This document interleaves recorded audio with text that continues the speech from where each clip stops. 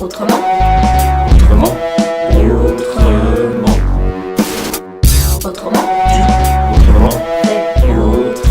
Autrement.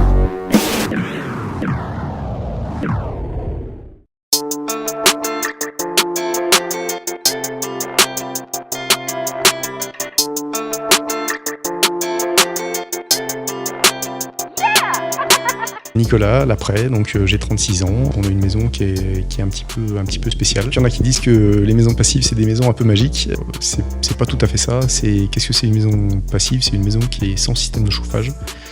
On se rend compte, si on travaille correctement l'enveloppe thermique du bâtiment et si on fait les choses vraiment correctement, proprement, etc., on peut arriver à se passer complètement au système de chauffage dans une maison. On a énormément de maisons passives maintenant qui sont des maisons à structure légère, des maisons type ossature bois ou des maisons tout en polystyrène, donc les fameuses maisons pop-up. En fait, commercialement, ce qu'on met en avant, c'est que la maison, en 3 jours, elle est construite, c'est merveilleux, et on n'est pas du tout parti sur ce concept en fait à la base.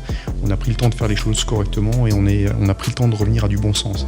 Et notre maison, en fait, elle est construite en dur déjà, et on profite notamment de tout un tas de choses comme l'inertie thermique. Et tout ça, ça va réguler naturellement la température dans la maison, et on va avoir une température qui va être stable, constante, même si comme aujourd'hui il n'y a vraiment pas un rayon de soleil.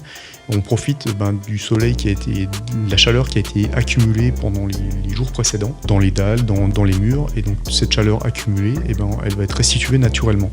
Et donc dans notre maison, il n'y a absolument aucun système ni de chauffage, ni de climatisation. On n'a pas de système de micro-pompe à chaleur ou pas de systèmes qui sont compliqués ou complexes. En fait, on a essayé de régler tout simplement les problématiques à la base. Ça fait 5 ans maintenant qu'on habite dans la maison. Donc en 2010-2011, quand j'ai commencé le projet, les gens ils me regardaient comme un fou furieux, notamment le terrassier qui, juste pour creuser le trou de la maison, il me disait mais vous êtes fou de faire une maison comme ça sans chauffage, de toute façon ça va pas marcher, patati patata.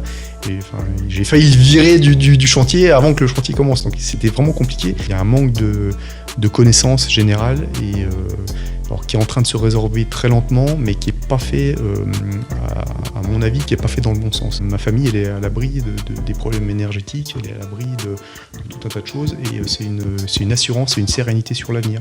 On est chauffé par des baies vitrées, mais baies vitrées vont pouvoir tomber en panne. Ma dalle chauffante, c'est simplement une dalle, donc du coup, qui est chauffée par le soleil. Donc ma dalle chauffante ne peut pas tomber en panne.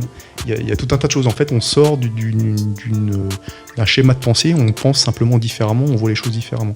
Que ce soit en neuf ou en rénovation, ce système, en fait, ou cette manière de penser, elle est accessible à tout le monde.